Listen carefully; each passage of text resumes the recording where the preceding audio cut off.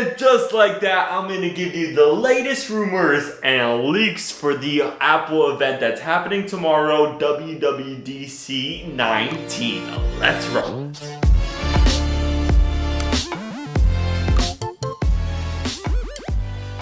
What is up, party people? Today is June 2nd, and tomorrow, like I've said in the intro, is WWDC19, and this is a little 4-day event there where Apple holds and brings in all of the developers, not for the iTunes store anymore, because iTunes after 18 years is now coming to a close, but I'm not really too attached to it since, you know, I'm 16 years old. And when the birth of iTunes happened, I wasn't even close to being alive yet. So iTunes is, like, I really don't care about it. I mean, we have Apple Music, and Apple Music is amazing. We have the Apple TV app, that's great. Apple Podcasts. The one question I have for iTunes is, where are you going to put the ringtones? But anyways, tomorrow is WWDC19, and Apple is going to hold their starting keynote at 10 a.m. Pacific time, 1 p.m. Eastern time, and 1 p.m. Eastern time is where I live here in Miami, but also if you live in New York, Boston, Washington, D.C. in the United States, it's 1 p.m. Western Coast, 10 a.m. I'm sadly not going to have the capability to watch it live because I'm going to have cross-country practice, so just maybe I could put it in my ears while I run.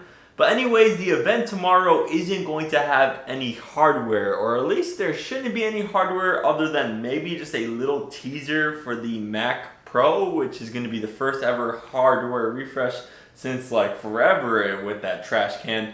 But also, why isn't there going to be any hardware? Because Apple just released the refresh to the MacBook Pro and just released the brand new 7th generation iPod Touch before the event. And this is very similar to how Apple released the AirPods 2 before the March event, and the March event was all about their subscription services. So this WWDC 19 keynote is all about iOS 13, WatchOS 6, and my guess for macOS Death Valley. That's my guess right there. So what I'm about to tell you isn't actually my wish list for what's going to be in iOS 13, other than I really want a redesigned home screen, and please update the volume animation so when you put up the volume, it doesn't cover your entire display, which it doesn't. It just blocks whatever you're doing, so you literally just have to pause the video or pause the game.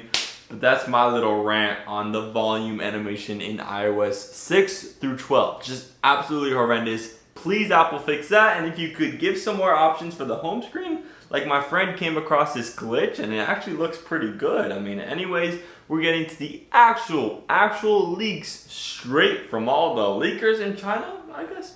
So for our first leak, we're getting right into it. We have our first leaked image of what the brand new icon for the Find My iPhone application is going to look like. And there's also another rumor out there that the I Find My Friends is going to also be, that little feature is going to be embedded into the Find My iPhone, which makes sense. You can find your friends and your phone at the same time. And also, we got some pictures of the brand new Reminders app. I mean, that Reminders app is looking clean. Ooh! I mean, you should really leave the video now if you don't want any more leaks, because that's kind of a big spoiler right there on what iOS 13 is going to look like. It's going to be nice and modern for sure. And what has always been promised and wished forever now, it's been like 3 years and people are like, dark mode, dark mode, dark mode. Well, people of iOS 13, all of those phones that's going to support it, sadly not the iPhone 5S, but anyways, iOS 13 is going to get a dark mode, and this is what that dark mode looks like in the Apple Music application. Also, like the dock on the home screen of all these iPhones, if you have dark mode enabled, is going to be a little bit more of a darker gradient, but that's it. That's the only change we see on the home screen. And then I'm sure settings and iMessage, you're both going to get those dark modes.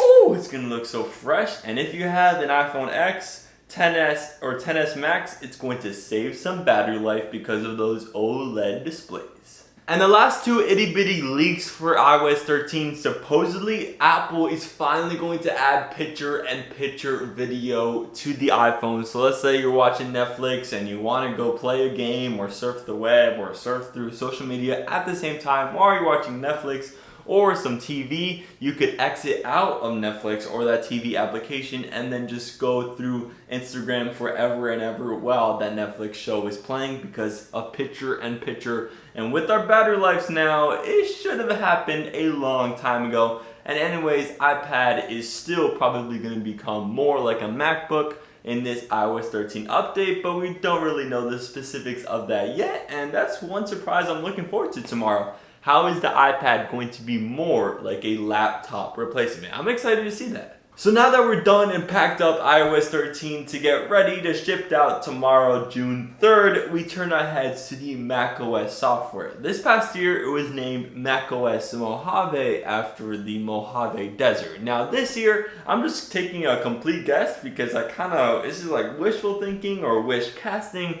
and I think the name this year is going to be macOS Death Valley. What are the chances it's that name?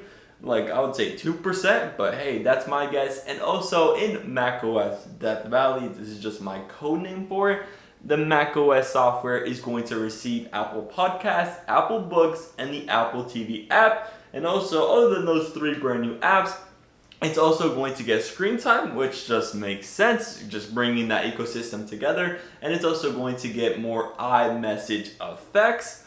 And also, you know, not the popular feature, but also Siri shortcuts, which is very underutilized, but could become very powerful if people use it. And now we have reached the beloved WatchOS 6, which is the software that goes on all the Apple Watches. And this Apple Watch right here, the Series 1 and the Series 0 might not be supported with WatchOS 6, which I'm not surprised. The Series 1 and I'm sure the Series 0 is super laggy, and it's probably just going to get even more laggier with all this new UI with WatchOS 6. But anyways, there's going to be a couple new apps debuted in WatchOS 6. One is the Apple Watch App Store app, which is just great. We're also going to get an Apple Books app / audiobook. We don't know the features of this one too well because it can't just be an Apple Books app, because like, how are you going to read books on an Apple Watch? So it's going to be more similar to an audiobook app. But anyways, we're also going to get some more health features, which I just love to see. But they're really not going to apply to me because one of them is called Dose, and this is just going to be a reminder app to take your pills, and the other one's going to be Cycle for women to track their menstrual cycle. I mean, maybe they have something for men, but that's not something I'm aware of.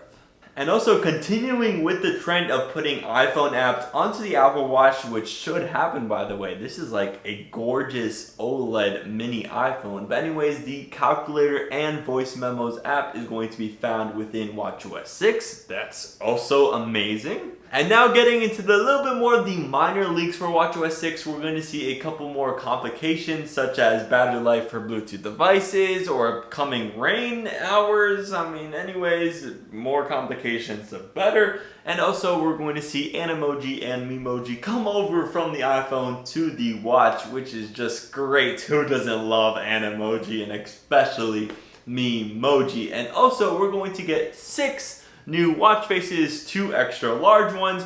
We're going to see like a sundial one, something similar to that. And we're also going to see a new infograph one, which is going to be exclusive to the Series 5 and the upcoming Series 5. Did I just say Series 5 and upcoming Series 4 and 5? And we're also going to get a California one with Roman numerals. Okay. And just like that, we're done with all the leaks for WatchOS 6, but I have 3 wishful features that I want to see tomorrow debuted in WatchOS 6. One of them is a native sleep tracker, which is kind of unlikely, and it's going to be saved for a software exclusive feature on the Apple Watch Series 5. I also want to see a scheduled theater mode, because I always put it when I go to watch a Hollywood movie, but those last around 2 to 3 hours. So if I could schedule it for 2 to 3 hours and then it just comes off after I exit the movie, then I don't have to be flicking my wrist and the watch won't turn on. And lastly, I want the Notes application to be another iPhone app transferred into WatchOS 6. That's unlikely because, I mean, you would just have to use Scribble like iMessage, but that'll take a lot longer, and you know, it's still a watch, not really a note-taking device. But anyways, that is WatchOS 6, and I already covered iOS 13 and macOS Death Valley. Remember, that's just my little name for it at the moment because we have no idea what this name is going to be.